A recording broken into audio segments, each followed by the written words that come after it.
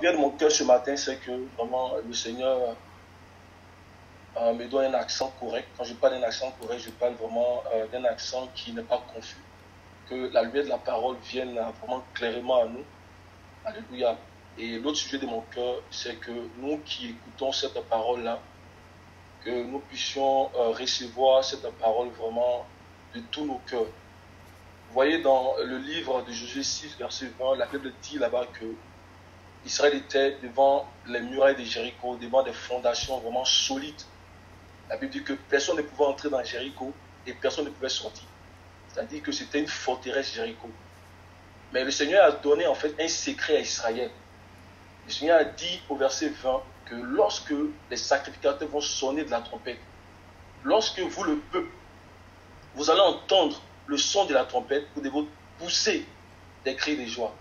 Donc, il y a un lien entre la manière dont on reçoit la parole prophétique et puis l'effet de cette parole dans notre vie.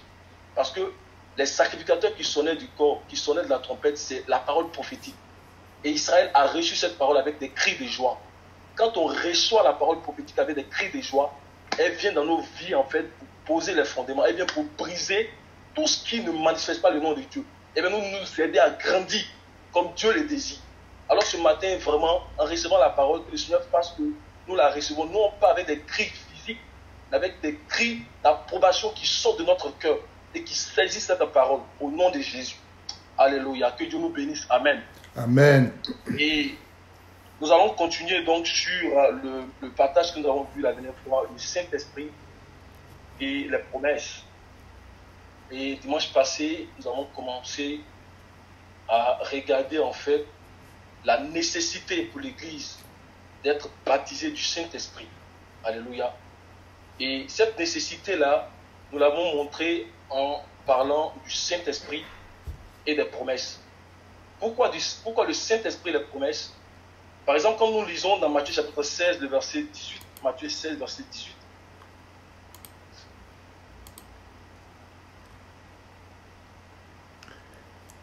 Et moi, je te dis que tu es Pierre, et que sur cette pierre, je bâtirai mon église, et que les portes du séjour des morts ne prévaudront point contre elle. Merci mon frère. Donc en lisant ce passage, on voit que le Seigneur, il a défini un objectif principal pour l'Église, un objectif qui va atteindre en fait à la fin. Alléluia. C'est que l'Église en fait puisse dominer, alléluia, sur les portes du séjour des morts.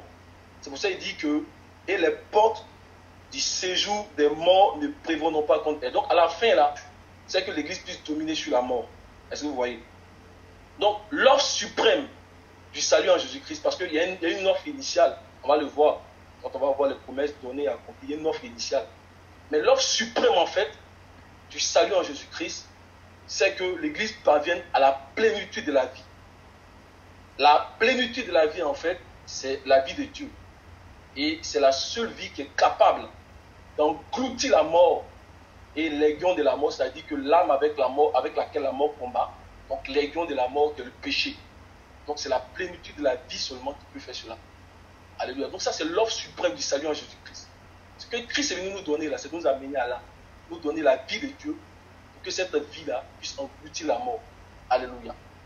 Et nous avons dit la dernière fois que parvenir à ce stade-là de la vie de Dieu en fait, ça correspond à rentrer dans chacune des promesses que le Seigneur a données. Alléluia. En cela, on a commencé à comprendre que les promesses que Dieu a données sont vraiment importantes. Ça vient répondre à un besoin. À chaque étape, les promesses de Dieu viennent répondre à un besoin. Chaque étape de notre croissance. Et nous amène à parvenir à la plénitude de la vie. Alléluia. Mais ce que nous avons dit aussi, c'est que personne ne peut accéder à ces promesses parce que ces promesses sont en Dieu. Comme le verset que le frère Satina a partagé ce matin. Les promesses de Dieu sont en Dieu. Les choses cachées sont en Dieu. Donc, un homme naturel ne peut pas aller sonder ces choses-là. Alléluia. Et celui qui sonde ces choses-là, c'est l'Esprit de Dieu. Amen. Nous avons besoin des promesses parce que les promesses viennent répondre à un objectif majeur. Christ, en tant qu'architecte, il connaît les besoins de son Église, la croissance de son Église. Donc, il a donné des promesses. Amen. Et pour accéder à ces promesses qui sont en Christ là, alléluia, il faut l'Esprit de Dieu. Amen. Donc, le Saint-Esprit est vraiment important. C'est comme nous avons dit la dernière fois que ce n'est pas une alternative. L'Église de Dieu doit être baptisée du Saint-Esprit si elle veut parvenir à la plénitude de la vie, à la plénitude de l'image et de la ressemblance de Christ. Et on va lire le passage que le frère a donné ce matin. On avait le dimanche passé, dans 1 Corinthiens 2, on va lire le verset 9 au verset 11. 1 Corinthiens 2, verset 9 au verset 11. Mais comme il est écrit, ce sont des choses que l'œil n'a point vues, que l'oreille n'a point entendues et qui ne sont point montées au cœur de l'homme, des choses que Dieu a préparées pour ceux qui l'aiment. Dieu nous les a révélées par l'Esprit, car l'Esprit sonde tout, même les profondeurs de Dieu, lequel... Alléluia. Amen. Vas-y, mon frère, vas-y. Verset 11. Lequel des hommes, en effet, connaît les choses de l'homme, si ce n'est l'Esprit de l'homme qui est en lui? De même, personne ne connaît les choses de Dieu, si ce n'est l'Esprit de Dieu. Amen. Donc, les choses de Dieu sont en Dieu. Amen. On dit que sont dans les profondeurs de Dieu. Alléluia. Et c'est l'Esprit qui peut le sonder. Amen. Et comme je l'expliquais dimanche, ce qui est vraiment intéressant ici, c'est que lorsque nous sommes venus à Christ, Christ a régénéré notre esprit. C'est-à-dire qu'il nous a donné son esprit. On le verra, c'est par l'adoption. Il nous a donné son esprit. Et donc, l'esprit qui sonde Dieu est aussi l'esprit qui nous sonde. Donc, l'esprit connaît chacun de nous notre état de croissance. Donc, l'esprit nous sonde, il connaît notre état de croissance et il va en Dieu, il va chercher ce dont nous avons besoin. Et il nous donne que nous puissions grandir de coudée en coudée. Et au fur et à mesure que nous grandissons, que nous obéissons à la voix de l'esprit, l'esprit continue à aller chercher ce qui est en Dieu parce que les richesses qui sont en Dieu sont inépuisables. Alléluia. Ce sont les richesses capables de nous amener dans la plénitude de la vie. Donc l'esprit nous sonde, l'esprit va chercher ce qui est en Dieu, nous nourrit. Au fur et à mesure que nous lui obéissons, l'esprit nous montre les trésors qui sont liés à la plénitude de l'image et de la ressemblance de Christ. Alléluia. Nous allons lire aussi dans Jean 16, le verset 13 au verset 14.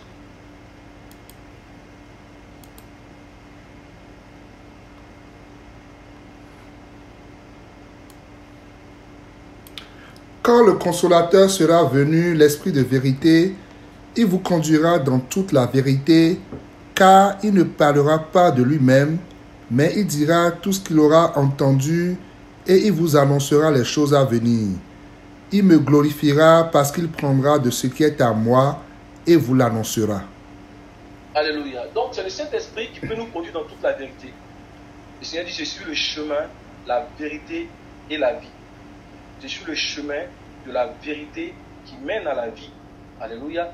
Donc il faut marcher dans la vérité de l'évangile pour parvenir à la vie. C'est parce que c'est par l'évangile que Christ a mis en évidence la vie et l'immortalité. Donc sur ce chemin de la vérité, il n'y a que le Saint-Esprit qui peut nous conduire. Alléluia. Il n'y a pas deux chemins. Il dit je suis le chemin. Il n'a pas dit je suis un chemin. Je suis le chemin.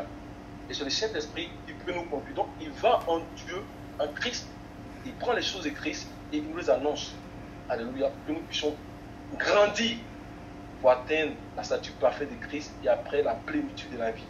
Alléluia. Donc le Saint-Esprit est important. Il est important pour nous révéler les trésors qui sont liés à la plénitude de l'image et de la ressemblance de Christ. Alléluia. Et concernant cette promesse-là, nous avons vu qu'il existe deux catégories de promesses. Alléluia. Deux catégories de promesses que Dieu a réservées pour l'Église. Et la première catégorie, nous avons dit que ce sont les promesses données et accomplies pour l'Église. Et la deuxième catégorie, ce sont les promesses qui n'ont pas encore été données et accomplies pour l'Église. Et nous avons commencé à regarder les promesses données et accomplies pour l'Église. Et nous avons dit que, comme leur nom même l'indique, là, ce sont les promesses qui ont été déjà données, c'est-à-dire qui sont déjà réalisées dans la vie de l'Église. Est-ce que vous comprenez? Elles sont déjà réalisées pour l'ensemble de l'Église. Ça, c'est l'ensemble de l'Église. Donc, c'est disponible. Alléluia.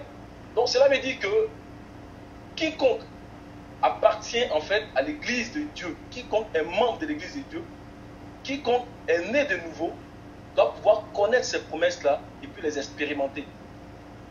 Alléluia. Donc, si on dit qu'on est né de nouveau, on doit les connaître parce que c'est disponible, on doit les expérimenter.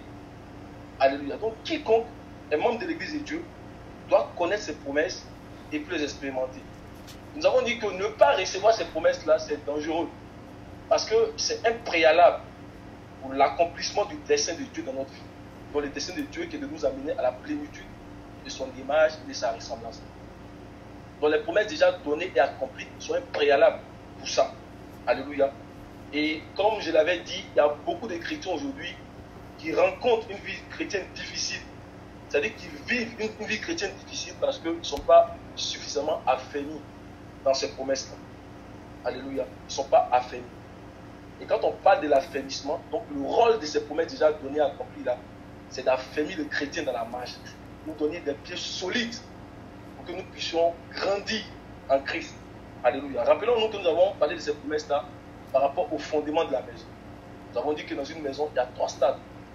Donc, il y a ce qu'on appelle le soubassement. À 3 grands niveaux de soubassement. C'est ça encore qu'on appelle le fondement. On a le corps de l'édifice, donc l'église qui s'édifie, les pierres vivantes qui s'édifient. La but que l'église est édifiée sur le fondement des apôtres et des prophètes. Il faut d'abord le fondement.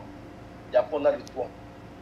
On a dit que les promesses déjà données et accomplies, leur rôle se situe au niveau du fondement. Donc, donner à l'église d'être vraiment affermie en Christ.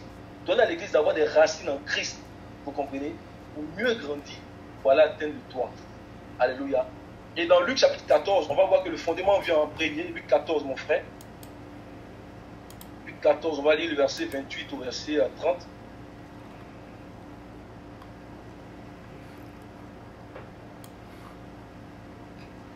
Car lequel de vous, s'il veut bâtir une tour, ne s'assit d'abord pour calculer la dépense et voir s'il a de quoi la terminer, de peur qu'après avoir posé les fondements, il ne puisse l'achever et que tous ceux qui le verront ne se mettent à le railler. Alléluia. Donc il y a un préalable. Après, quand on finit de s'asseoir pour calculer, quand on commence à bâtir la maison, on jette d'abord les fondements. On ne pense pas à jeter d'abord le corps de l'édifice. On jette d'abord le fondement.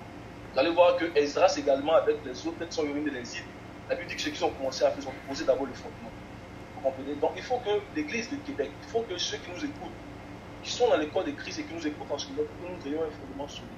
Et pour avoir un fondement solide, ça prend les promesses déjà données à côté. Parce que c'est disponible.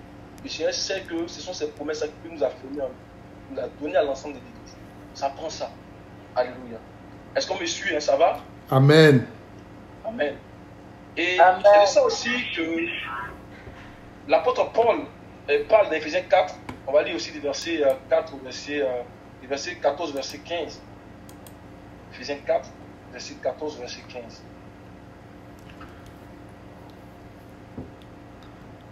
Afin que nous ne soyons plus des enfants flottants et emportés à tout vent de doctrine, par la tromperie des hommes, par leur ruse dans les moyens de séduction, mais que, professant la vérité dans la charité, nous croissions à tous égards en celui qui est le chef, Christ.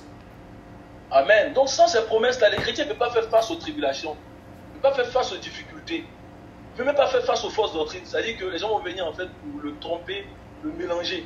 Est-ce que vous comprenez? Ne peuvent pas faire face. Parce qu'on verra que dans ces promesses aussi, il y a la sagesse, dont le frère parlait tout à l'heure. Et cette sagesse-là, quand on a là, elle nous permet d'examiner les Écritures.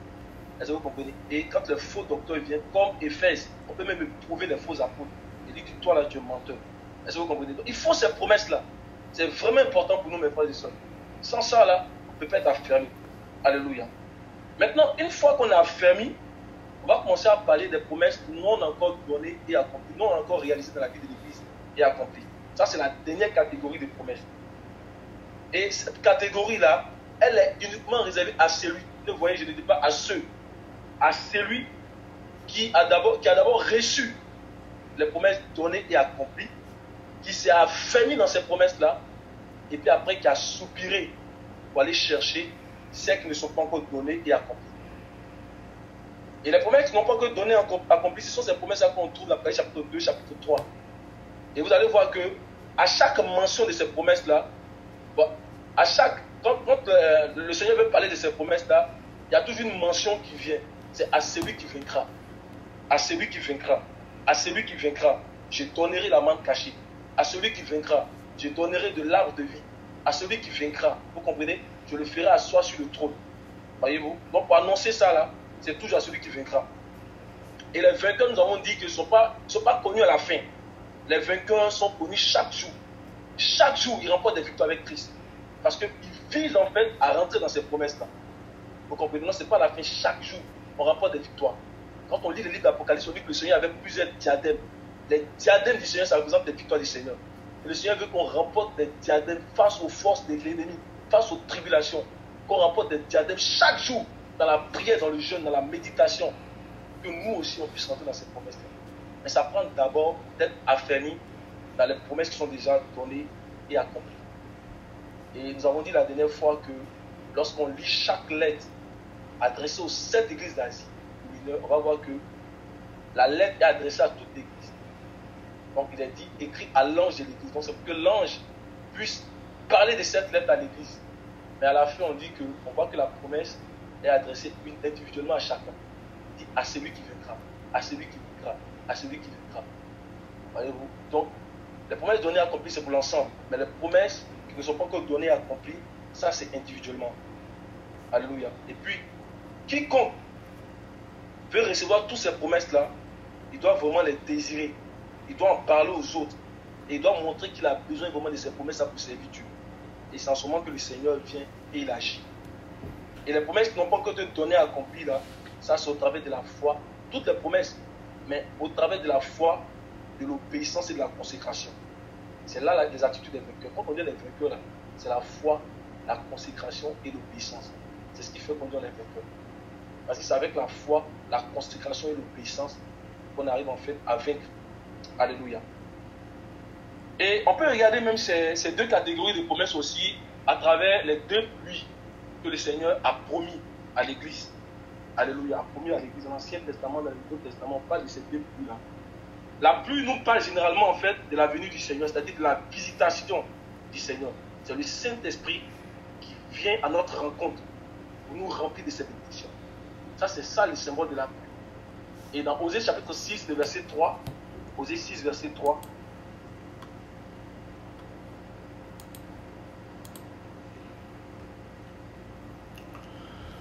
Connaissons, cherchons à connaître l'Éternel, sa venue est aussi certaine que celle de l'aurore. Il viendra pour nous comme la pluie du printemps qui arrose la terre.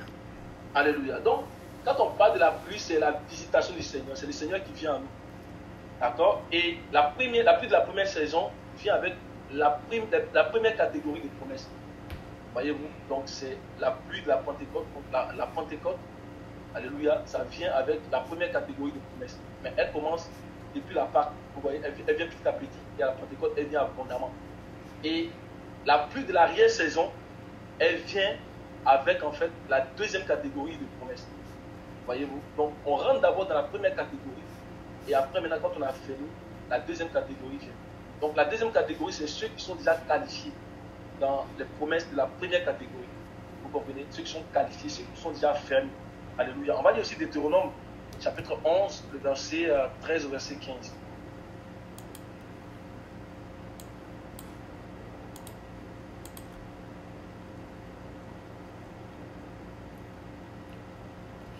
Si vous obéissez à mes commandements que je vous prescris aujourd'hui, si vous aimez l'Éternel, votre Dieu, et si vous le servez de tout votre cœur, de toute votre âme, je donnerai à votre pays la pluie en son temps, la pluie de la première et de l'arrière-saison, et tu recueilleras ton blé, ton mou et ton huile. Je mettrai aussi dans tes champs de l'herbe pour ton bétail, et tu mangeras, et te rassasieras. Le verset 15 est vraiment important. Il nous montre en fait ce que la pluie vient faire dans notre champ. Il dit que c'est pour mettre de l'herbe. Alléluia. Il dit qu'on va manger de l'herbe, on va être rassasié. Vous comprenez? Rassasié, ça nous parle de parvenir à la plénitude de l'image de l'Alexandre. Donc la pluie en fait vient mettre de l'herbe, vient mettre de la nourriture. Vous comprenez? Dans notre champ. Pour manger, pour être rassasié. Alléluia. On mange jusqu'à ce qu'on soit rassasié. Vous comprenez? Donc les deux catégories de promesses viennent combler le peuple de Dieu. À travers les deux pluies, viennent combler le peuple de Dieu à travers la pluie de la première saison. Donc il nous envoie donc, la première catégorie de promesses et la pluie de l'arrière-saison qui nous envoie donc la deuxième catégorie de promesses. Alléluia. Mais comme on a dit, l'offre initiale, l'offre suprême du salut en Jésus-Christ, c'est de nous amener à la plénitude de l'image et de la ressemblance de Christ. Mais il y a une offre initiale. Donc l'offre initiale, c'est de nous affirmer. Vous comprenez? Donc à travers la pluie de la première et de l'arrière-saison. Donc le Seigneur veut d'abord que nous soyons affermis donc, dans la première catégorie de promesses et lui-même va nous donner en fait la deuxième catégorie de promesses. Parce qu'on donne à celui qui a. Alléluia. Matthieu 25, verset 29.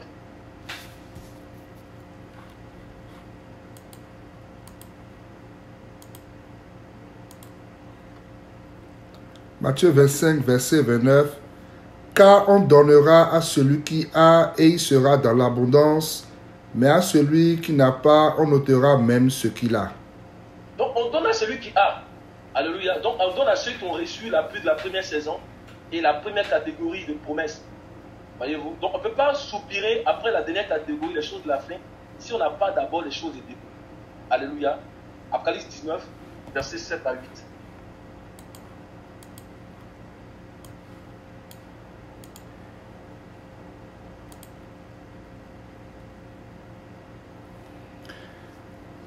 Réjouissons-nous et soyons dans l'allégresse et donnons-lui gloire, car les noces de l'agneau sont venues et son épouse s'est préparée. Et il lui a été donné de se revêtir d'un fin lin éclatant pur, car le fin lin, ce sont les œuvres justes des saints. Alléluia. Donc il a été donné à l'église de revêtir le fin lin, parce qu'au préalable, l'église s'est préparée. Est-ce que vous comprenez? Donc la préparation là, ce sont les promesses de la première catégorie. Donc, on se prépare avec ça. Et à la fin, maintenant, on arrive à pouvoir enfiler, alléluia, le fin lin, parce qu'on s'est préparé au préalable. Donc, nous, notre objectif aujourd'hui, là, à l'Église de Québec, et pour tous ceux qui nous écoutent aujourd'hui, là, c'est de rechercher, être affermis dans les choses de début. Pour qu'on ait des pieds solides, qu'on ait un fondement solide, inébranlable, alléluia, pour mieux grandir, pour aller après chercher les choses qui n'ont pas encore été données et accomplies. Donc c'est pourquoi aujourd'hui on va commencer à regarder un peu certaines de ces promesses déjà données et accomplies.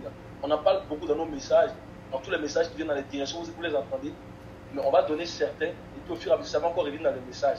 Ce n'est pas seulement qu'on veut en parler, mais c'est que le Seigneur nous aide vraiment à les appréhender et que cela fasse partie de nos vies de chaque jour. Voyez-vous, qu'on les expérimente, amen, et que cela soit comme vivant en nous, pour qu'on soit affermi pour aller chercher les choses de la fin. Parce que si on est affermi aussi, qu'on ne va pas chercher les choses de la fin, là, c'est pas bon. Alléluia. Que le Seigneur nous aide. Alléluia. Amen. Donc, on va commencer à regarder quelques promesses déjà données et accomplies. Alléluia. Vraiment. Et la première promesse qu'on va regarder, c'est le pardon des péchés. Parce qu'il y a plusieurs personnes, même étant venues au Seigneur, qui ne savent pas que les péchés ont été pardonnés. Ça, c'est dommage. Il y a plusieurs personnes, même étant chrétiens, ils ne savent pas que les péchés ont été pardonnés. Et puis ne pas être conscient que ces péchés ont été pardonnés. Et puis même ne pas être conscient que toutes les promesses données et accomplies nous appartiennent déjà et puis pas demain là. En fait, c'est grave. Est-ce que vous comprenez? C'est grave. On doit être conscient de cela. Que les promesses déjà données et accomplies nous appartiennent maintenant. Parce que si on ne les sait pas là, ça va donner naissance à un mauvais cœur. Un mauvais cœur non seulement envers Dieu, un mauvais cœur envers notre prochain et un mauvais cœur envers nous-mêmes. C'est ce qui fait qu'aujourd'hui, beaucoup ont un mauvais cœur, une mauvaise conscience. Parce que souvent là, ils ne savent pas que vraiment leur péché a été pardonné. Parce que naturellement, quand tu as une dette, une grande dette, vous comprenez, et que tu sais que cette dette a été effacée, ton cœur est dans la joie. Ton cœur est dans la joie. Amen. Naturellement aussi, si tu as conscience que le Seigneur a effacé tous tes péchés, ton cœur va déborder de joie. Et tu n'auras pas le temps de t'accuser toi-même. Tu n'auras pas le temps d'accuser ton frère et ta soeur. Tu n'auras pas le temps de calomnier. Parce que ton cœur sera dans la joie. Alléluia. Donc, c'est pourquoi on doit savoir, mes frères et mes soeurs, que le jour où nous avons accepté le Seigneur Jésus-Christ en tant que notre Seigneur et notre Sauveur, tous nos péchés ont été pardonnés. Alléluia. J'ai dit, le jour où on a accepté le Seigneur Jésus-Christ en tant que notre Seigneur et notre Sauveur personnel, tous nos péchés ont été pardonnés. Et la Bible dit dans le livre de Jean chapitre 1, verset 29. Jean chapitre 1, verset 29, on va le lire. Alléluia. On doit avoir conscience de cela, mes frères. Ça va nous donner un bon cœur. On va toujours se réjouir. On va toujours se réjouir. Jean 1, verset 29. Le lendemain, il vit Jésus venant à lui et il dit, « Voici l'agneau de Dieu qui ôte le péché du monde. » Il dit, voici l'agneau de Dieu qui ôte le péché du monde. Dans l'Ancien Testament, on parlait de la fête de Kippour. La fête de Kippour, là, ça venait seulement pour couvrir. Kippour, ça veut dire couvrir. C'est-à-dire, eux, là, leur péché, là, c'est parce que le sang des animaux ne peut pas, en fait, ôter le péché. Donc, on couvrait Kippour. Mais dans le Nouveau Testament, on dit, voici l'agneau parfait. l'agneau de Dieu qui ôte le péché du monde. Donc Christ a ôté nos péchés. Alléluia. Il a ôté totalement nos péchés. Donc par le sang de Jésus-Christ, nous sommes encore repositionnés dans une innocence qui est parfaite. Alléluia. Cela veut dire quoi? Cela veut dire que Dieu nous regarde maintenant comme n'ayant jamais péché. Nous sommes purs. Il dit que vous êtes purs à cause de la parole que je vous ai annoncée. Alléluia. Donc Dieu nous regarde comme n'ayant jamais péché. Et cette promesse-là, elle est réelle, elle est vraie, elle est profonde et elle est large. Pourquoi elle est large? Parce que la vérité concernant le pardon des péchés là est là jusqu'à ce que nous entrons dans la perfection. Alléluia. Le sang, c'est une personne. Alléluia. Le sang, c'est Christ lui-même. Et puisque c'est Christ lui-même, ça veut dire que le sang est actif pour nous pardonner tous nos péchés jusqu'à ce qu'on rentre dans la perfection. Alléluia. Le sang est actif pour nous pardonner tous nos péchés pour qu'on rentre dans la perfection. Nous devons avoir conscience de cela. On va lire dans 1 Jean, chapitre 1, le verset 9.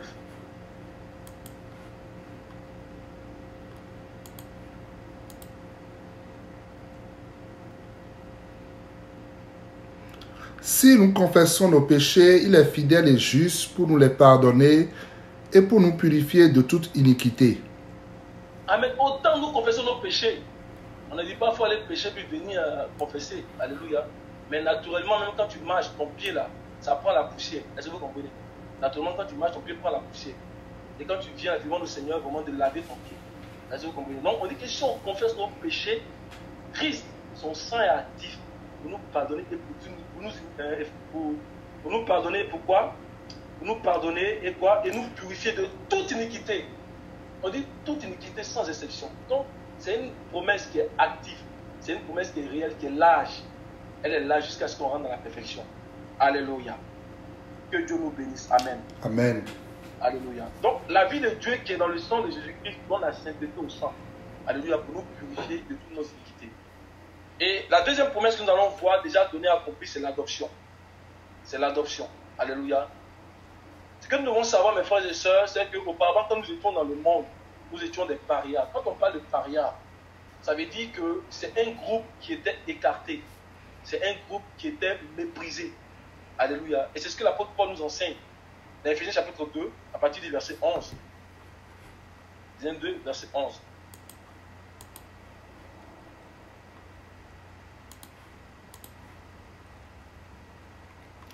C'est pourquoi vous, autrefois païens dans la chair, appelés incirconcis par ceux qu'on appelle circoncis et qui le sont à la chair par la main de l'homme, souvenez-vous que vous étiez en ce temps-là sans Christ, privés du droit de cité en Israël, étrangers aux alliances de la promesse, sans espérance et sans Dieu dans le monde. Mais maintenant, en Jésus-Christ, vous qui étiez jadis éloignés, vous avez été rapprochés par le sang de Christ. Alléluia. Donc, auparavant, nous étions des parias. Nous étions un groupe écarté. Alléluia. Mais ayant accepté le Seigneur Jésus-Christ comme notre Seigneur et notre Sauveur, nous avons été adoptés par Dieu lui-même. Alléluia. Donc, nous sommes dans cette position d'enfant de Dieu par sa grâce. Alléluia. Et la preuve que nous avons été adoptés par Dieu, c'est que nous avons reçu son esprit. Alléluia. Donc, la preuve que nous avons été adoptés par Dieu, c'est que nous avons reçu son esprit. Amen. Romains chapitre 8, le verset 15. Nous sommes en train de regarder les promesses déjà données à couper quelques-unes. Comment que le Seigneur nous aide vraiment à les comprendre et même à aller chercher celles que nous n'allons pas citer. Vraiment que le Seigneur nous donne vraiment à rentrer dans ces promesses-là. C'est notre affermissement. C'est vraiment important. Dans Romains chapitre 8, à partir du verset 15. Et vous n'avez point reçu un esprit de servitude pour être encore dans la crainte, mais vous avez reçu un esprit d'adoption par lequel nous crions Abba Père. Nous avons reçu un esprit d'adoption. Dieu nous a adoptés du monde que nous étions, des parias que nous étions. Il nous a adoptés. Il nous a donné son esprit pour montrer qu'il nous a adoptés. Alléluia. Tu vas continuer au verset 16. L'esprit lui-même rend témoignage à notre esprit que nous sommes enfants de Dieu. Oh, l'esprit lui-même nous rend témoignage à notre esprit pour dire que tu n'es plus du monde, mon fils. Tu es enfant de Dieu. Alléluia. Et le verset 17, mon frère, s'il te plaît. Or, si nous sommes enfants, nous sommes aussi héritiers, héritiers de Dieu et co-héritiers de Christ, si toutefois nous souffrons avec lui, afin d'être glorifié avec lui. Alléluia. Il nous a donné son esprit pour être héritier. Alléluia. Pour être héritier. Donc nous sommes enfants de Dieu aujourd'hui et nous serons des fils demain. C'est pourquoi nous souffrons avec Christ. Nous nous donnons corps et âme aux affaires du Père. Parce que nous voulons atteindre l'état des fils. Parce que comme le verset dit en fait, l'héritage là, ça n'appartient pas aux enfants. L'héritage appartient aux fils. Alléluia. Donc nous sommes enfants de Dieu parce que nous avons été adoptés par Dieu. Et nous sommes en train de croître pour atteindre l'état de fils en Dieu. Alléluia. Et lorsqu'on parle de fils, on parle de celui qui a tous les attributs de Dieu. Amen. Et quels sont ces attributs-là? Ce sont les attributs que nous sommes en train de citer à travers les promesses déjà données et accomplies et que nous n'avons pas encore vues à travers les promesses qui n'ont pas encore été données et accomplies. Ce sont les attributs. Alléluia. Donc, lorsque on parle de fils de Dieu, on parle de posséder tous les attributs de Dieu. Nous avons certains de ces attributs-là par les promesses données et accomplies et on va pouvoir voir celles qui restent par les promesses qui n'ont pas encore été données et accomplies. Alléluia. Et on va voir par exemple dans Apocalypse chapitre 7, verset 12, on va voir quelques promesses, quelques attributs de Dieu. Quelques attributs de Dieu, Apocalypse chapitre 7, verset 12.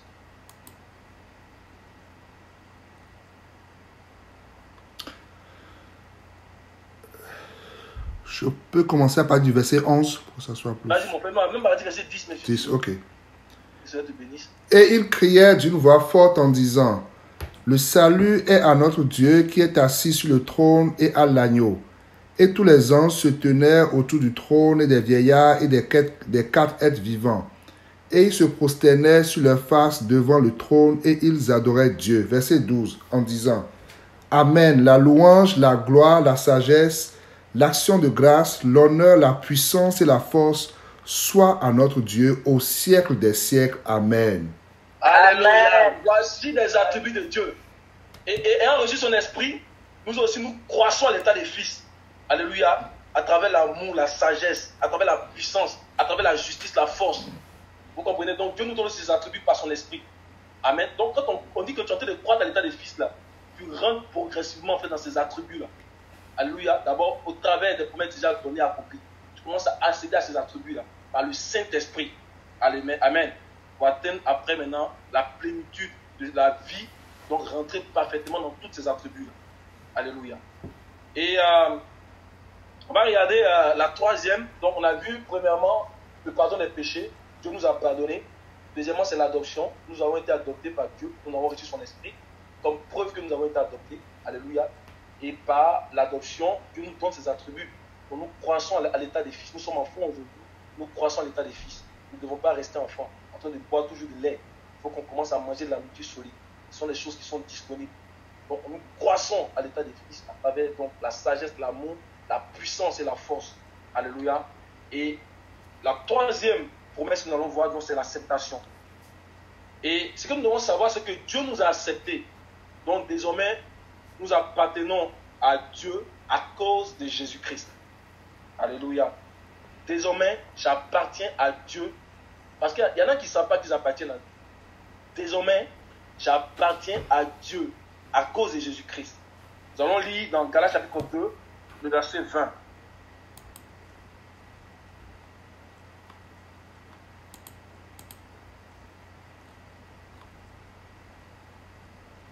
J'ai été crucifié avec Christ, et si je vis, ce n'est plus moi qui vis, c'est Christ qui vit en moi. Si je vis maintenant dans la chair, je vis dans la foi au Fils de Dieu qui m'a aimé et qui s'est livré lui-même pour moi. Amen. Donc si je vis maintenant dans la chair, je vis dans la foi Dieu qui m'a aimé et qui s'est livré lui-même pour moi. Au début, il a dit, j'ai été crucifié avec Christ. Et si je vis, ce n'est plus moi qui vis, c'est Christ qui vit en moi. Vous comprenez? Donc, Christ vit en moi et c'est pourquoi j'ai été accepté par Dieu lui-même.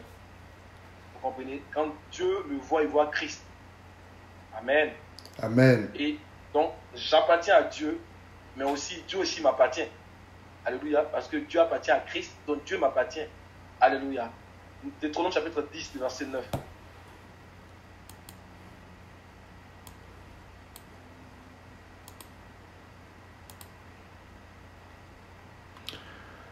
C'est pourquoi Lévi n'a ni part ni héritage avec ses frères. L'Éternel est son héritage, comme l'Éternel ton Dieu le lui a dit. Amen. Donc ceux qui servent Dieu, là, ils ont pour héritage l'Éternel.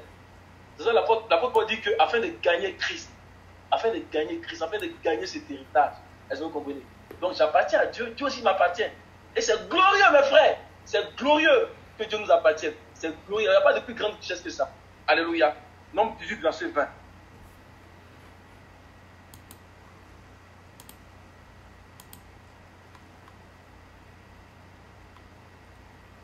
L'Éternel dit à Aaron, tu ne posséderas rien dans leur pays, et il n'y aura point de part pour toi au milieu d'eux. C'est moi qui suis ta part et ta possession au milieu des enfants d'Israël. Alléluia. Amen. Donc Dieu est ma part. Dieu est l'héritage qui m'a été donné. Quand on dit qu'Israël va posséder la terre promise, nous, là, on va posséder Dieu. Alléluia. On va posséder Dieu.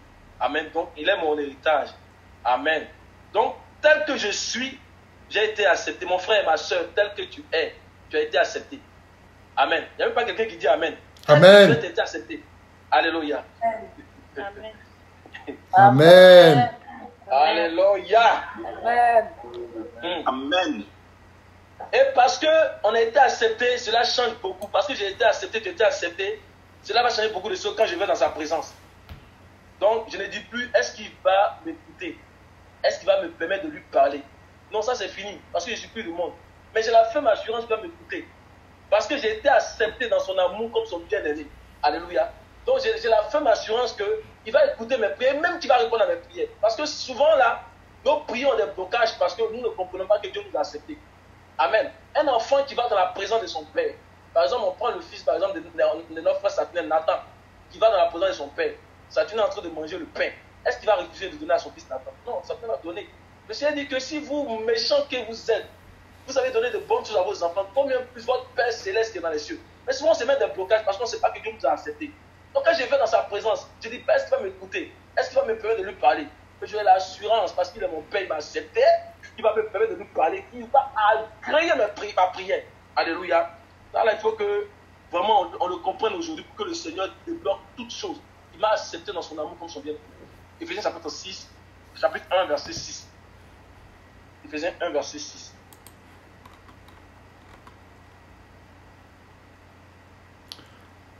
À la louange de la gloire de sa grâce qu'il nous a accordée en son bien-aimé. Regardez bien le verset. Le verset est en train de dire tout simplement que Dieu nous a accordé sa gloire en son Fils bien-aimé. C'est glorieux. La gloire de Dieu, là, il nous a accordé dans son Fils bien-aimé. C'est ce qu'on est en train de dire au début. C'est dit que quand Dieu nous voit, en fait, là, il ne nous voit pas nous-mêmes, mais c'est Christ qui voit. Vous comprenez? Donc c'est en lui que nous avons été acceptés. Donc c'est Christ qui voit. Or, Christ, dans les jours de sa chair, tout ce qu'il a demandé au Père, le Père lui a donné. Et même, quand il devait ressusciter Lazare, il dit, Père, moi je sais que tu m'exauces toujours. Est-ce que vous comprenez? Donc, si Dieu voit Christ, quand on s'approche de lui, ça veut dire que toutes nos prières, Dieu les accepte, il les agrée. Ah, mais nous devons le savoir par la foi, pour voir la résultante de nos requêtes. Alléluia. Et c'est pourquoi on a dit que nous sommes le parfum de la bonne connaissance de Christ. On va le relire encore ce passage-là, dans 2 Corinthiens, chapitre 2, verset 14, verset 15. Alléluia. Grâce soit rendue à Dieu qui nous a fait toujours triompher en Christ et qui répand par nous en tout lieu l'odeur de sa connaissance. Nous sommes en effet pour Dieu la bonne odeur de Christ parmi ceux qui sont sauvés et parmi ceux qui périssent. Alléluia. Donc nous sommes la bonne odeur de Christ. Donc quand nous approchons de Dieu, c'est cette odeur-là qu'il sent. Alléluia. Cette odeur-là qu'Isaac a senti quand Jacob s'est approché de lui. Il dit que l'odeur des vêtements de mon fils est comme l'odeur, vous comprenez, il a commencé à bénir Isaac. Et quand on s'approche de Dieu, c'est plus la mauvaise odeur qu'on avait quand on était dans le monde. Amen. Parce que ça, c'est une odeur de péché. Mais c'est la bonne odeur de Christ. Amen. Et elle fait que Dieu exauce nos prières. Alléluia. Donc ça, c'était vraiment pour l'acceptation. Donc on a été accepté, mes frères. On est accepté. Mon frère, quand tu pries, dis-toi que j'ai été accepté par Dieu. Et sache que tes prières vont être écoutées. Parce que tu as été accepté par Dieu. Alléluia. Et la quatrième que nous allons regarder, c'est la rédemption. On en a beaucoup parlé là, mais on va revenir encore là-dessus. La rédemption. Donc, naturellement, lorsque tu achètes quelque chose de valeur, alléluia, tu prends vraiment soin de cette valeur-là. J'imagine que mon frère Saturnin et puis mon frère Alain, et Alain même me disait à un moment donné, les frères là, ils nettoient bien la maison avec les soeurs. C'est vraiment important parce que on assiste à une grande valeur. Donc, naturellement, quand tu achètes quelque chose, tu vas prendre soin de ça. Alléluia. Et bien, nous devons aussi savoir que Dieu prend soin de nous parce que la Bible dit que nous achetons à un grand prix. La Bible ne dit même pas un prix, on dit un grand prix. Alléluia. Donc, il prend soin de nous. Et quand on parle de ce prix-là, ce n'est pas un prix matériel. Ce n'est pas un prix périssable. Mais c'est le prix de la vie de Dieu. Est-ce que vous comprenez? C'est le prix de la vie de Dieu. Et il n'y a pas de plus grand prix que ça. Il n'y a pas de plus grand prix que ça. Aussi, il n'y a pas de plus grand amour que ça. C'est pour ça que la Bible dit que Dieu a tant aimé le monde qu'il a donné son Fils. Mon frère, tu vas le lire. Il prend soin de nous parce qu'on a coûté cher à Dieu, mes frères. C'est le prix de sa vie. Jean 3, verset 16.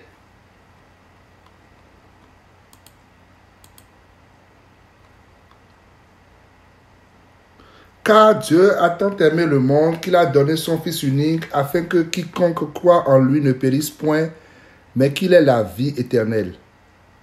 Alléluia, merci mon frère. On a déjà expliqué, quand on dit Fils unique, il a donné son Fils unique là, on a déjà expliqué cela.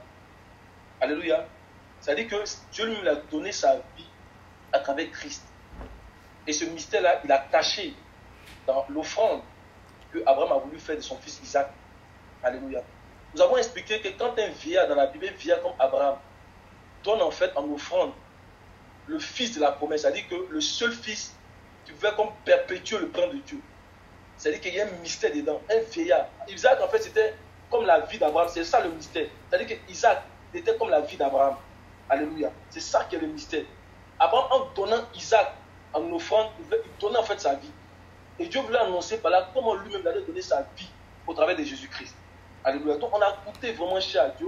On coûte vraiment cher à Dieu. 1 Corinthiens chapitre 7, verset 23.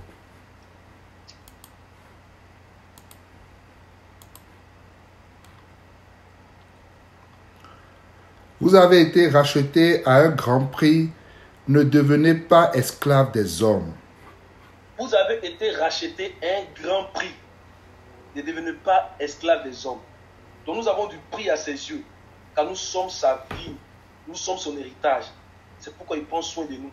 Et Dieu ne joue pas avec ça. Il ne joue pas avec l'Église. Regardez, si dans l'Ancien Testament, si dans l'image des choses, tous ceux qui touchaient Israël, ils avaient affaire à Dieu. Imaginez maintenant dans la réalité des choses avec l'Église. L'Église, c'est la prunelle des yeux de Dieu. Alléluia, vous comprenez? Nous sommes la prunelle des yeux. On coûte vraiment cher à Dieu. Alléluia. C'est pourquoi lorsqu'on va devant lui, en fait, il est content de nous voir. Et il prend soin de nous parce qu'il nous a pris un grand prix. Il ne peut pas nous abandonner. Alléluia. C'est cela la rédemption. En fait, la rédemption, elle va mettre l'emphase sur le fait que Dieu nous a racheté un grand prix afin que nous soyons libérés des ténèbres. Vous dites que nous ne sommes plus des ténèbres. Amen. Donc cela veut dire que personne ne peut aller voir Satan. Vous dites que je vais acheter soit mon frère. Amen. Ce n'est pas possible. Vous dites même les chrétiens, ils ont peur des sorciers. Ce n'est pas possible. Est-ce que Satan peut avoir ce prix-là? Est-ce que le sorcier peut avoir le prix dont Dieu nous a racheté? Donc personne ne peut avoir Satan pour dire je veux celui-là. Quand on était dans le monde, c'était possible. Mais maintenant qu'on était racheté là, personne ne peut avoir Satan. Aller voir Satan pour dire je vais acheter tel frère. Ce n'est pas possible. Le frère Richard, quand il est arrivé ici, il nous a expliqué qu'il y a une jeune fille qui était dans l'assemblée, c'était une sorcière. Et pendant qu'il était en train de dormir, la jeune fille est venue pour l'attaquer la nuit. Mais quand elle est arrivée pour l'attaquer, elle a vu beaucoup de Richard. Parce que Richard est dans le corps, mon frère, ma soeur est dans le corps. Satan va avoir qui? Amen. Les sorciers il ne peut pas nous atteindre. Parce que nous sommes dans le corps. Alléluia. Christ a donné en nous. Alléluia. Donc c'est vraiment important qu'on comprenne cela. Est-ce que quelqu'un peut dire Amen là-bas? Amen. Alléluia. Amen. Amen. Nous sommes cachés en Christ, mes frères. Donc Satan ne peut pas venir encore. Voilà. Donc personne ne pourra aller voir Satan pour dire je vais acheter mon frère. Ce n'est pas possible. Galates chapitre 3, on va lire du verset 10 au verset 13. Que Dieu nous aide. Alléluia. Car tous ceux qui s'attachent aux œuvres de la loi sont sous la malédiction, car il est écrit, Maudit est quiconque n'observe pas tout ce qui est écrit dans le livre de la loi et ne le met pas en pratique. Et que nul ne soit justifié devant Dieu par la loi, cela est évident puisqu'il est dit, le juste vivra par la foi. Or, la loi ne procède pas de la foi, mais elle dit, celui qui mettra ces choses en pratique vivra par elles. Christ nous a rachetés de la malédiction de la loi, étant devenu malédiction pour nous, car il est écrit, maudit est quiconque est pendu au bois. Amen. Donc, il nous a rachetés de la malédiction. Amen. Pour nous amener à la vie. Et nous lui appartenons. Nous sommes son héritage. Nous sommes sa ville. Nous sommes sa possession. Alléluia. Donc, la rédemption, en fait, c'est au travers du sang de Jésus-Christ. Nous sommes libérés et nous nous tenons dans cette position sous la tutelle du Saint-Esprit jusqu'à ce que le plan de Dieu pour notre rachat total s'accomplisse lors de la pluie de l'arrière-saison. Amen. Nous nous tenons dans cette position jusqu'à ce que la pluie de l'arrière-saison vienne pour nous faire rentrer dans la plénitude de l'image et de la ressemblance de Christ. Et nous avons vu qu'il y a deux types de rédemption. Donc on a parlé de la première rédemption qui est déjà achevée pour l'Église et qui dit que Christ a racheté l'Église par son sang et a effacé nos péchés. Donc tous ceux qui viennent à Christ, en fait, ils rentrent dans cette rédemption parce que c'est une promesse qui est déjà donnée à accomplie. Donc ceux qui viennent à Christ, ils rentrent dans cette rédemption. Leurs péchés sont effacés. Voici l'agneau de Dieu qui ôte le péché du monde. Et la prochaine rédemption, elle a à venir. Donc ça sera la libération totale, notre libération totale de la nature même du péché.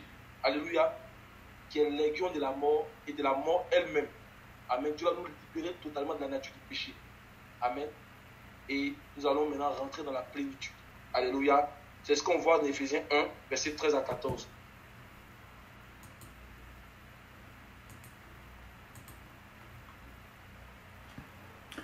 En lui, vous aussi, après avoir entendu la parole de la vérité, l'évangile de votre salut, en lui, vous avez cru et vous avez été scellés du Saint-Esprit qui avait été promis, lequel est un gage de notre héritage pour la rédemption de ceux que Dieu s'est acquis à la louange de sa gloire.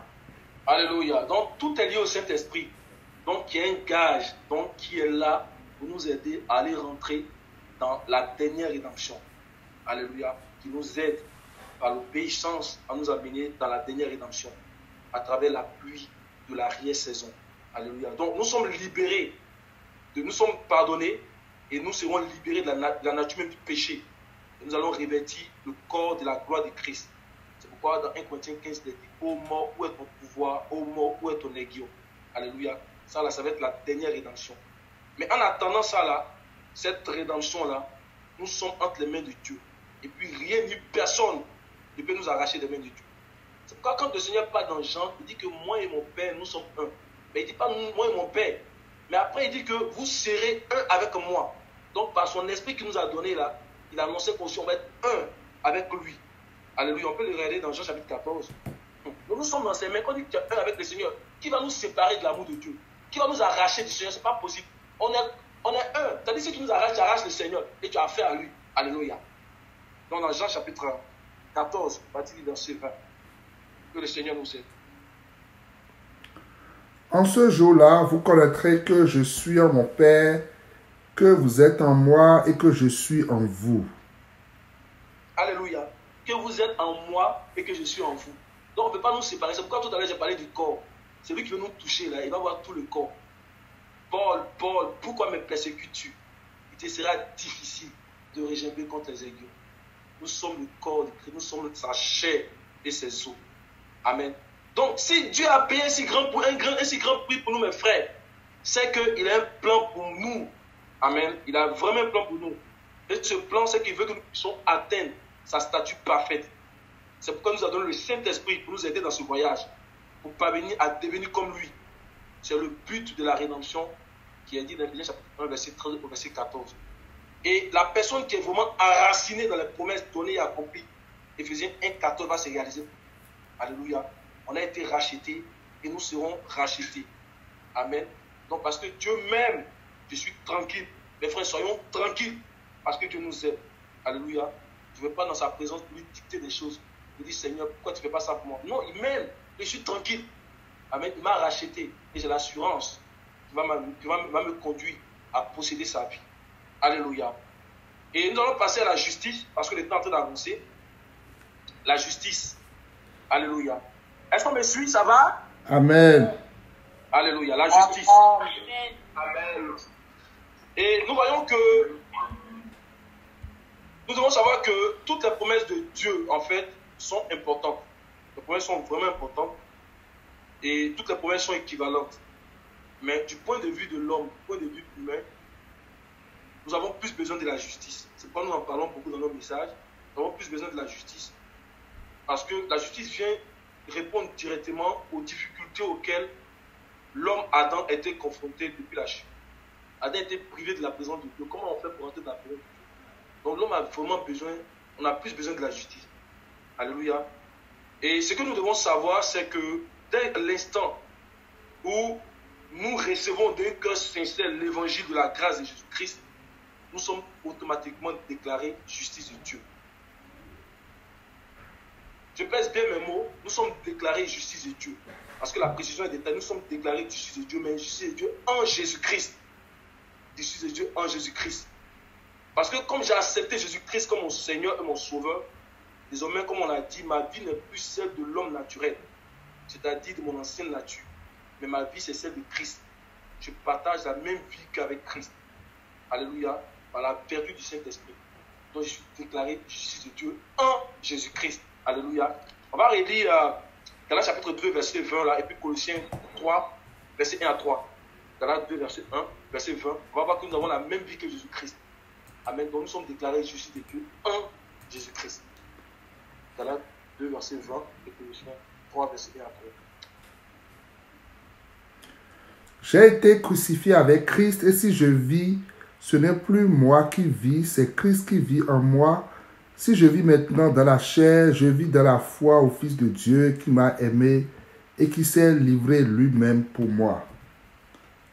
Amen. Amen. Colossiens 3, verset 1 à 3. On va faire plus attention au verset 3. Colossiens 3, verset 1 à 3. Si donc vous êtes ressuscités avec Christ, cherchez les choses d'en haut où Christ est assis à la droite de Dieu. Affectionnez-vous aux choses d'en haut et non à celles qui sont sur la terre. Verset 3. Car vous êtes morts et votre vie est cachée avec Christ en Dieu. Amen. Nous sommes morts. Notre ancienne nature est morte. Et notre nouvelle vie, elle est cachée en Dieu. Alléluia. Et comme un frère nous enseignait, si on ne nous voit pas mort, si tu ne te vois pas mort maintenant, tu ne veux jamais rentrer dans le secret de cette vie qui est cachée en Dieu. C'est-à-dire si tu n'abandonnes pas ton ancienne nature, la nature pécheresse, cette nature d'impudicité, cette nature de colère, cette nature de calomnie, les œuvres de la chair, si tu ne vois pas que tu es mort, tu ne peux jamais rentrer dans cette vie que tu partages avec Christ. Or, que le Seigneur nous donne vraiment de nous vivre vraiment dans notre ancienne nature et maintenant de posséder vraiment la vie qui est en lui. Alléluia.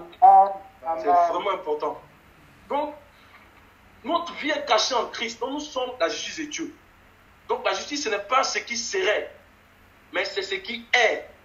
Nous sommes la justice de Dieu aujourd'hui et nous serons la justice demain. Cela ne va pas changer. Alléluia.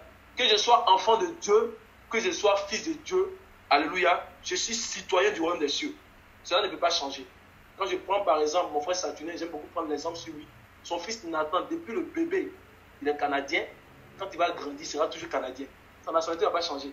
Alléluia. Donc que je sois enfant de Dieu, que je sois fils de Dieu, je suis justice de Dieu. On va voir que ma compréhension des privilèges associés à la justice va grandir de l'état d'enfant à l'état de Christ. Et ma nationalité, en tant que citoyen des cieux, ça ne change pas.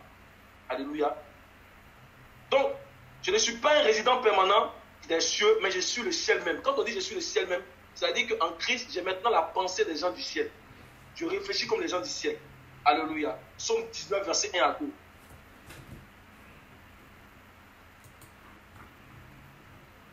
Psaume 19, verset 1 à 2.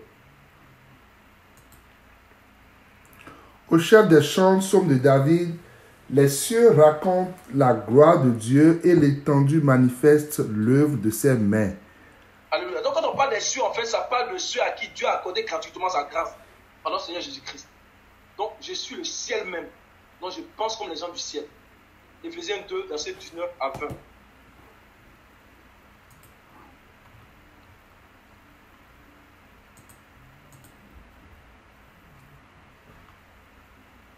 Ainsi donc, vous n'êtes plus des étrangers ni des gens du dehors, mais vous êtes concitoyens des saints, gens de la maison de Dieu. Vous avez été édifiés sur le fondement des apôtres et des prophètes, Jésus-Christ lui-même étant la pierre angulaire. Alléluia. Donc je suis citoyen de la maison de Dieu. Ça ne peut pas changer. Et ce qui va m'identifier en tant que citoyen du ciel, ce qui me donne accès au royaume, c'est mon passeport. Et comme un frère nous enseignait, ce passeport-là, c'est la justice de Dieu. Alléluia. Adam a été chassé du jardin à cause du péché. Mais moi, en Jésus-Christ, j'ai de nouveau accès à cette présence. Alléluia. À mon passeport. Et mon passeport, c'est la justice de Dieu. Alléluia. Amen. Alléluia. Donc, je suis justice de Dieu, mes frères. Tu es justice de Dieu, mon frère, ma soeur. Cela ne peut pas changer. Tu as accès au jardin d'Éden. Tu as accès à la présence de Dieu. Amen. Amen. Mais de l'état enfant à l'état de fils, là, alléluia, je vais progresser dans ma compréhension des privilèges associés à la justice de Dieu. Donc, je suis dans un voyage.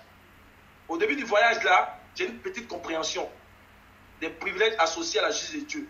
Mais pendant que je chemine avec le Seigneur et que je me soumets à sa parole, ma compréhension des privilèges du royaume va augmenter jusqu'à va atteindre son point culminant. Alléluia, c'est ici l'état des fils. Quand on prend un enfant, par exemple, qui est né ici au Canada, alléluia, au début, là, sa compréhension des lois du Canada, ce n'est pas trop clair. Est-ce que vous comprenez? Au fur et à mesure qu'il va grandir, qu'il va chercher à connaître ces lois-là, sa compréhension va augmenter. Voyez-vous? Sa compréhension va augmenter. Alléluia. Et toutes les actions qu'il va poser vont être guidées, en fait, par les lois et les règlements du Canada. En ce moment, on va dire qu'il est en train de poser des actions par rapport à la justice de son pays. De même, nous aussi, alors que nous grandissons, nous commençons à comprendre les privilèges associés à la justice. Et nous commençons à agir non pas selon notre propre volonté, mais selon la loi du royaume, qui est la volonté de Dieu. En ce sens, on dit que nous pratiquons la justice. Donc la justice, c'est la volonté de Dieu. Au fur et à mesure que je grandis, que je me soumets au Saint-Esprit, ma compréhension des privilèges qui sont associés à cette justice-là grandit. Est-ce que vous comprenez? Et quand je les pratique, ma justice augmente. Amen. C'est pourquoi dans Ésaïe 28, là, le Seigneur dit qu'il va faire de la justice un niveau. Il va faire de la justice un niveau. On va regarder Ésaïe 28. Alors que le Seigneur fasse qu'on grandisse. Que le Seigneur fasse qu'on grandisse. Que notre compréhension des mystères du royaume, que notre compréhension des privilèges associés à la justice grandit. Amen. Et que nous puissions nous soumettre à cela, afin que notre justice grandisse aussi. Amen. Amen. Amen. Ésaïe 28, versets 16 à 17. C'est pourquoi ainsi parle le Seigneur l'Éternel. Voici, j'ai mis pour fondement en Sion une pierre éprouvée, une pierre angulaire de prix, solidement posée. Celui qui la prendra pour appui n'aura point hâte de fuir. Je ferai de la droiture une règle et de la justice un niveau, et la grêle emportera le refuge de la fausseté, et les eaux inonderont l'abri du mensonge. Alléluia. Donc, horizontalement, il va faire de la droiture une règle. On a déjà expliqué que la règle, c'est un instrument qui est emprunté à l'industrie du bâtiment. Vous comprenez? Donc, c'est pour mesurer. Donc, il dit qu'entre nous, frères et sœurs, il va nous mesurer avec la droiture. Or que le Seigneur nous donne un cœur vraiment droit par le Saint-Esprit. Mais il dit que la relation verticale, c'est-à-dire entre nous et Dieu, là, il va faire de la justice à un niveau. Alléluia. Vous dit que il va, comment je dirais, il veut faire de la justice, en fait, le pilier de sa relation avec nous. Amen. Il veut amener l'Église à connaître sa pleine volonté, sa volonté parfaite. Amen. C'est pour cela que par la suite, là, il dit que les eaux du décret divin vont emporter le refuge de la fausseté, le refuge du mensonge, le refuge de l'orgueil, le refuge de la désobéissance, de l'impudicité, de l'adultère. Tout ça, de l'apparence, va emmener les eaux pour emporter cela, pour que vraiment la justice soit parfaite en nous. Alléluia. Donc il faut vraiment que la justice devienne un niveau. Nous devons prier le Seigneur. Seigneur, Fais-nous comprendre les privilèges du royaume. Fais-nous grandir dans les privilèges, dans la compréhension des privilèges associés à la justice. Nous t'en supplions. Et au fur et à mesure que ça va grandir en nous, on va prendre l'état des fils. Parce que le fils, c'est celui qui comprend parfaitement la volonté de Dieu et qui la met en pratique. Donc autant notre compréhension grandit, notre compréhension des réalités du royaume grandit, nous croissons en justice. Par la foi, nous mettons cela par la foi en pratique. Et en même temps aussi, notre compréhension grandit encore. Alléluia, on va à l'état des fils. Alléluia. Donc, il faut que je grandisse. Il faut que je grandisse. C'est pour ça qu'il faut que je demande au Saint-Esprit de m'aider à grandir en Christ. Parce qu'en grandissant, je commence à comprendre la volonté de Dieu et à agir en conséquence. C'est alors que je suis transformé de gloire en gloire dans la même image que Christ, selon l'Esprit. Si je demeure enfant, il va m'être impossible de saisir ces choses. Parce que l'héritage n'appartient pas aux enfants. Ma compréhension des privilèges de la justice va me permettre, par l'obéissance, de poser des actions au quotidien selon la justice. Alléluia. Et ma justice va grandir. Que le Seigneur nous aide. Il y a beaucoup de choses à dire sur la justice, mais je pense que les messages que nous recevons parlent beaucoup de justice, Et nous devons savoir que nous sommes la justice de Dieu et que nous devons grandir dans cette justice-là, dans la compréhension des privilèges associés à cette justice-là. On a expliqué avec l'exemple d'Internet. Au début, là, tu vas avec un petit débit. Il y a des gens, on a des débits moyens. Donc, tu vas avec un petit débit. Au fur et à mesure que ta compréhension des privilèges de la justice grandit, alléluia, tu grandis en débit aussi. Amen. Tu grandis en débit. Tu vas au débit moyen. Et quand ça grandit encore, tu vas maintenant... Frère, qu'est-ce que tu avais dit la dernière fois en débit, là? Auto. Terra, oui, exactement. Tu vas au terra débit. Et en ce moment, tu as atteint l'état de... Alléluia. Regardez David. Regardez David, mes frères. Regardez l'exemple de David. David, là, la Bible dit qu'au début, il était faible. Quand il était poursuivi par ses ennemis, il était très faible. Et on nous dit qu'il allait se mettre dans la caverne d'Adoula. Mais quand on lit, on dit, mais pourquoi David va se mettre dans une caverne? Le frère t'était expliqué la dernière fois, il allait se mettre dans la caverne d'Adoula. Mais ce n'est pas pour rien. Parce que Adoula, ça signifie la justice du peuple. C'est le début de la justice. David savait que s'il allait se mettre dans la caverne qui représente Dieu lui-même là, sa justice allait augmenter, sa puissance allait augmenter. Quand vous allez commencer à lire dans 2 Samuel, on dit que David devenait de plus en plus grand. Alléluia. Et Dieu l'établissait. Pourquoi? Parce qu'au début, il s'est mis dans la caverne d'Adoula. Et Dieu a commencé à l'établir. Il a commencé vraiment à progresser. Alléluia, dans la puissance. Et à la fin, là, le Seigneur, quand il parle à David, il dit, j'ai mis toutes tes ennemis sur tes pieds. Est-ce que vous comprenez? Donc au début, il parle d'une petite justice. Parce qu'il est faible, il se cache en Dieu. Alléluia. Au milieu, sa justice grandit. Sa puissance grandit. À la fin, le Seigneur dit, j'ai mis toutes tes ennemis sur tes pieds. Est-ce que vous comprenez?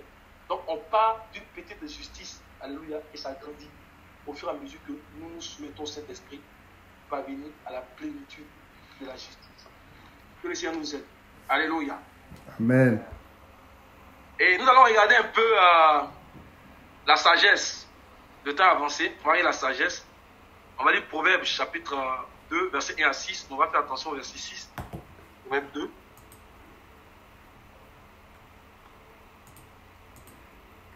Proverbes 2, 1 à 6.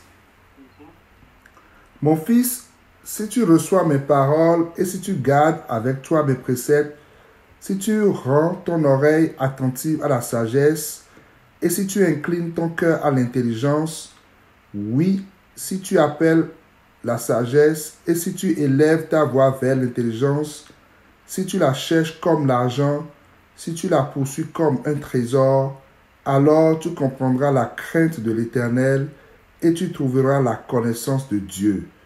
Car l'Éternel donne la sagesse, de sa bouche sortent la connaissance et l'intelligence. Alléluia.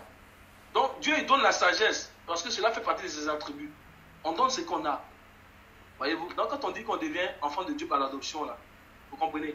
Donc Dieu donne la sagesse. Et donc c'est au moyen de l'adoption que nous avons vu qu'il nous communique ses attributs.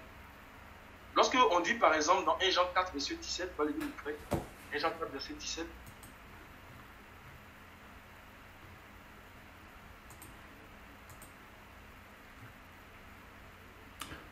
Tel il est, tel nous sommes aussi dans ce monde. C'est en cela que l'amour est parfait en nous, afin que nous ayons de l'assurance au jour du jugement. Amen. Quand on dit que tel il est, tel nous sommes, On doit le comprendre dans le sens que nous avons aussi les attributs de Dieu. Parce qu'il nous a adoptés. Donc tel il est, tel nous sommes. Donc parce qu'il est sage, il me donne la sagesse. Parce qu'il est fort, il me donne la force. Et je grandis dans ces attributs-là. Parce qu'il est justice, il m'accorde aussi la justice. Je grandis dans la justice. Est-ce que vous comprenez? Est-ce que vous comprenez? Donc, tel il est, tel aussi je dois être. Parce que je suis son enfant. Et je tends à l'état de fils en grandissant dans ces attributs-là. Voyez-vous? Donc, la sagesse nous remplit par le Saint-Esprit. Par l'esprit d'adoption que nous avons reçu. Amen. Et parce que la sagesse fait partie des promesses déjà données, accomplies, celui qui manque de sagesse, il peut le demander à Dieu parce que c'est disponible. Alléluia. Dans Jacques chapitre 1, verset 5.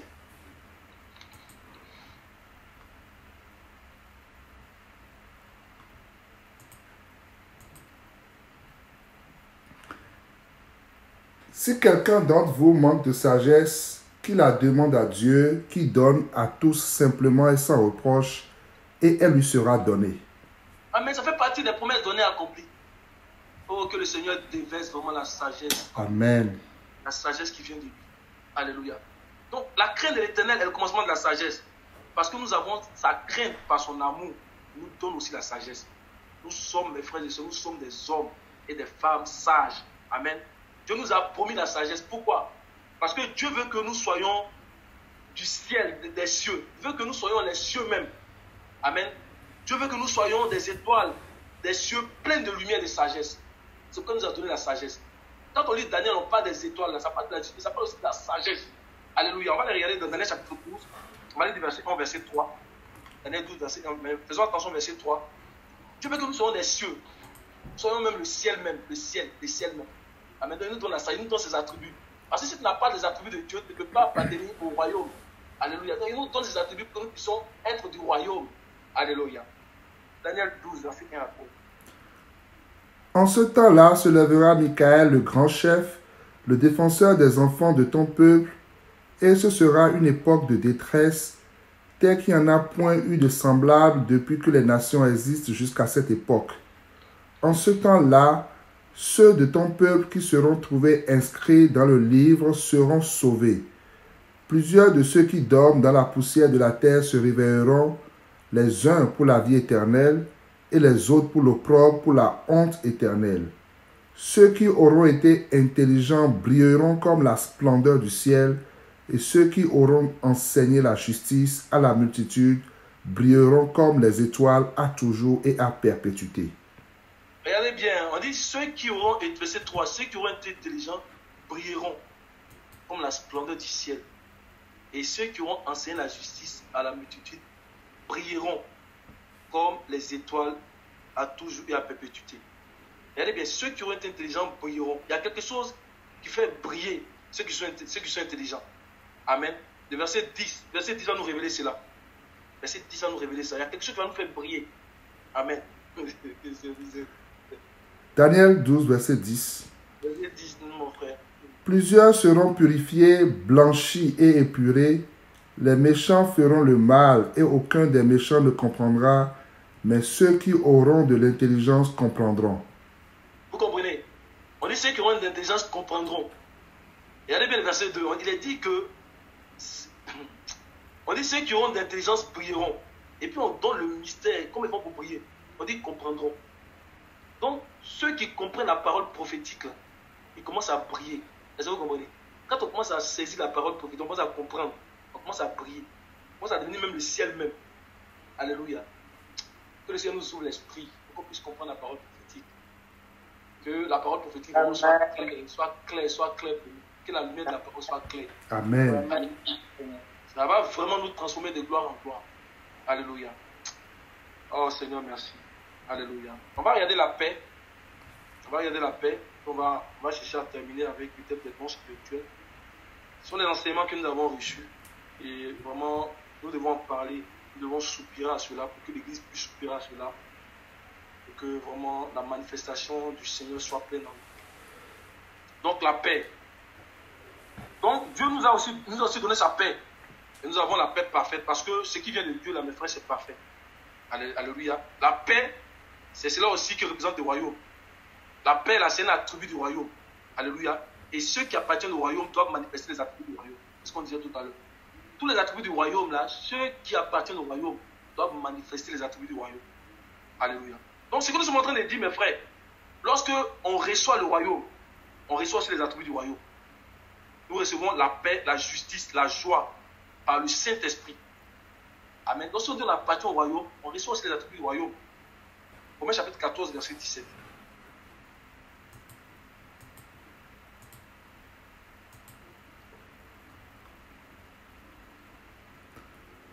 Car le royaume de Dieu, ce n'est pas le manger, le boire, mais la justice, la paix et la joie par le Saint-Esprit.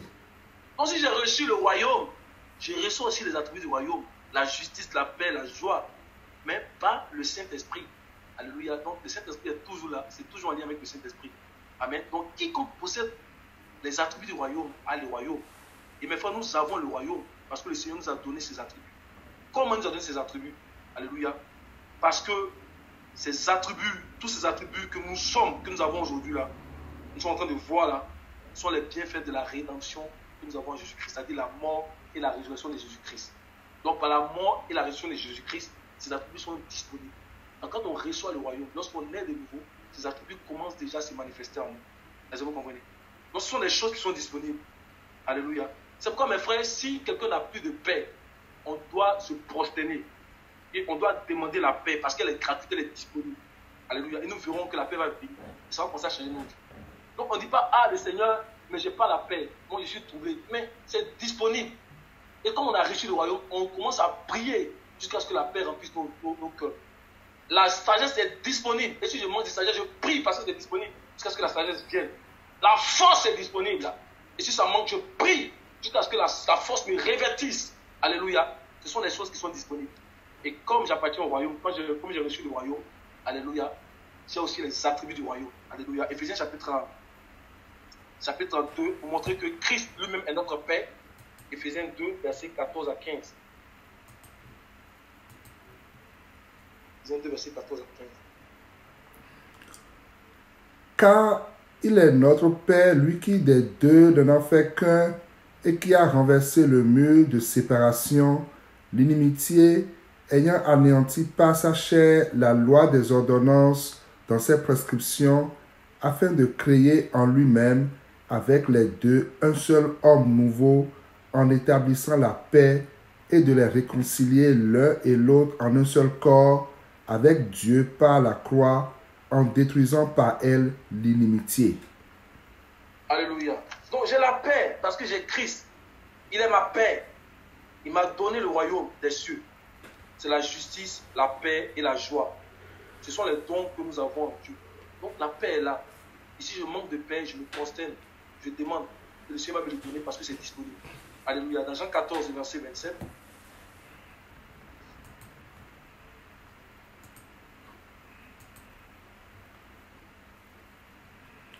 Je vous laisse la paix, je vous donne ma paix. Je ne vous donne pas comme le monde donne. Que votre cœur ne se trouble point et ne s'alarme point. Ah, mais il dit, je vous laisse ma paix. Il ne dit pas, mais je vous le dis, je vous donne. Alléluia. Il dit, je vous donne. Les frères, nous avons la paix du Seigneur. Il l'a donné gratuitement. C'est là. Alléluia. Si quelqu'un est troublé, qui se met à prier. Oh, que la paix de Dieu remplisse nos maisons, remplisse nos cœurs à l'instant même. Que la paix de Dieu vienne vraiment comme un fondement dans nos maisons. Amen. Dans la vie de nos enfants, dans la vie de nos familles. Au nom de Jésus-Christ de Nazareth. Amen. Alléluia. Alléluia. Amen. On va regarder un peu dans Jean chapitre 10, verset 10.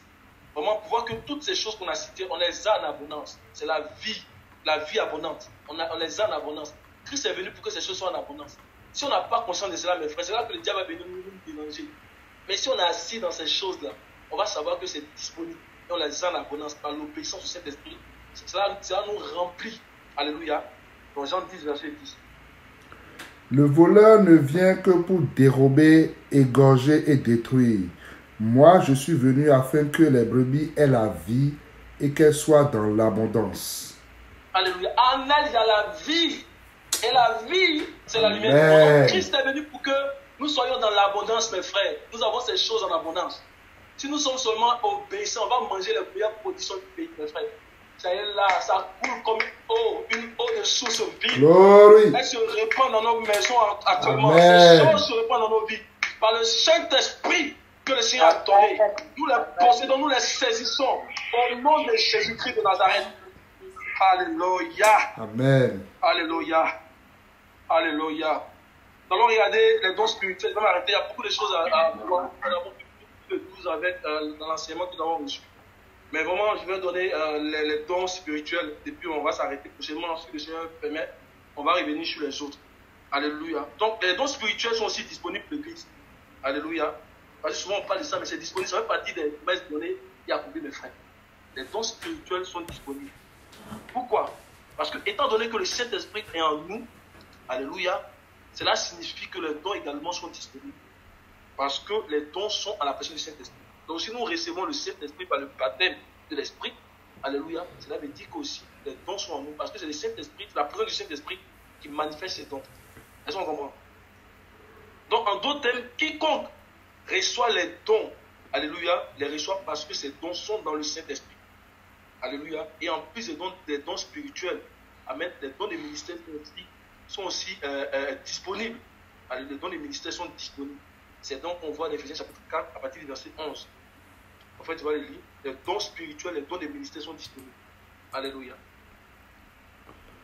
Et il a donné les uns comme apôtres, les autres comme prophètes, les autres comme évangélistes, les autres comme pasteurs et docteurs, pour le perfectionnement des saints en vue de l'œuvre du ministère et de l'édification du corps du Christ, jusqu'à ce que nous soyons tous parvenus à l'unité de la foi et de la connaissance du Fils de Dieu, à l'état d'homme fait, à la mesure de la stature parfaite de Christ, afin que nous ne soyons plus des enfants flottants et emportés à tout vent de doctrine, par la tromperie des hommes, par leur ruse dans les moyens de séduction, mais que, professant la vérité dans la charité, nous croissions à tous égards en celui qui est le chef, Christ. Alléluia. Donc, la Bible dit que le Seigneur, il est monté, étant monté, il a pris des captifs et il a fait don à l'Église. Alléluia. Donc, les dons de ministère, le ministère d'apôtre, de prophète, de docteur, alléluia. Donc, c'est le Seigneur qui donne. Attention, c'est le Seigneur qui donne. Les dons de ministère, alléluia, donc d'apôtre, de prophète, de docteur, de pasteur et d'évangéliste sont des dons qui sont disponibles. Alléluia. Alléluia. Donc, lorsqu'on est baptisé du Saint-Esprit, on reçoit la puissance surnaturelle. Alléluia. Et cette puissance surnaturelle-là, elle rend ces choses-là qui sont surnaturelles aussi disponibles. Parce que tout ce que nous avons cité là, c'est surnaturel. La sagesse, les dons spirituels, c'est surnaturel. Mais quand on est baptisé du Saint-Esprit, on rentre dans les surnaturels. Donc ces choses surnaturelles sont aussi disponibles pour nous. Alléluia. Donc pour dire que quiconque reçoit le baptême du Saint-Esprit peut commencer déjà à jouir de ces dons spirituels-là. Amen. Et lorsque on commence à utiliser les dons spirituels fidèlement, le Seigneur nous donne aussi les dons des ministères. Parce que les dons des ministères, c'est ceux-là qui sont fidèles. Alléluia. Dans les dons spirituels. Alléluia. Le Seigneur nous donne aussi les dons des ministères. Lorsqu'on est fidèle dans les dons spirituels. Amen. Mais si déjà on commence à utiliser mal nos dons spirituels, le Seigneur ne pourra pas nous donner les dons du ministère. Il faut quelqu'un qui est fidèle dans les dons spirituels pour recevoir les dons du ministère. Ça, c'est un préalable. Alléluia. Et pour finir, ce que j'aimerais dire, pas qu'on oublie que nous sommes dans l'âge de la foi. Et ça signifie que si nous demandons par la foi, nous allons les recevoir. Dieu ne peut pas refuser, parce que ce sont des choses qui ont été déjà promises. Alléluia, c'était promis, c'était donné à l'Église. Donc si nous demandons par la foi, nous sommes dans l'âge de la foi. On a dit que la foi est vraiment importante. Tous ceux qui demandent par la foi, Dieu va les donner. En fait, c'est la clé qui nous permet de rentrer dans ces promesses déjà données et accomplies. Aussi même dans les promesses qui n'ont pas encore été données et accomplies. Alléluia. On va finalement lire dans Luc chapitre 11, versets 11 à 14.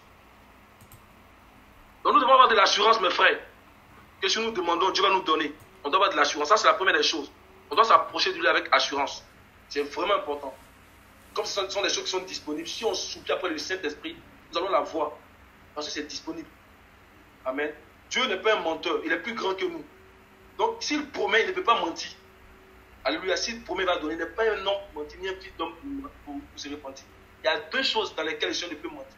Sa parole et son serment. Alléluia. Luc chapitre 11, verset 11 à 14. Quel est parmi vous le père qui donnera une pierre à son fils s'il lui demande du pain? Ou s'il demande un poisson, lui donnera-t-il un serpent au lieu d'un poisson? Ou s'il demande un œuf, lui donnera-t-il un scorpion? Si donc, méchants comme vous l'êtes, vous savez donner de bonnes choses à vos enfants, à combien plus forte raison le Père Céleste donnera-t-il le Saint-Esprit à ceux qui le lui demandent? Jésus chassa un démon qui était muet. Lorsque le démon fut sorti, le muet parla et la foule fut dans l'admiration. Alléluia. Alléluia. Donc, ce que nous devons faire, mes frères, c'est de continuer vraiment à implorer le Seigneur et à continuer à l'adorer, à lui dire merci. Il faut que dans nos prières, souvent, il y ait des prières d'adoration. On adore Dieu, on lui dit merci pour ce qu'il a déjà donné à l'Église de Québec, pour ce qu'il a déjà donné à chacun de nous. Et quand Dieu voit ces actions de grâce-là, il va continuer à rajouter à ce qu'il nous a donné. Alléluia, c'est vraiment important. Souvent aussi, il faut être reconnaissant au Seigneur. Alléluia. Donc, nous allons prier. Il y a beaucoup de choses à dire. Mais nous allons prier sur ce qu'on a dit. Je pense que les frères vont revenir aussi là-dessus. Ce sont des choses qui sont vraiment importantes pour nous. Alléluia. Ce n'est pas seulement des choses qu'on doit savoir comme ça. Il faut que ça demeure en nous et que vraiment ça s'applique dans nos vies de tous les jours. Donc vraiment, on va vraiment prier le Seigneur pour bénir son nom pour tout ce qu'il fait pour l'Église. Et puis lui demander vraiment de nous donner de rentrer dans ces choses-là par le Saint-Esprit. Alléluia. De nous baptiser de l'Esprit. De nous donner vraiment de rentrer dans ces choses. On va chanter et puis on va prier. Que Dieu nous bénisse au nom de Jésus. Amen. Amen.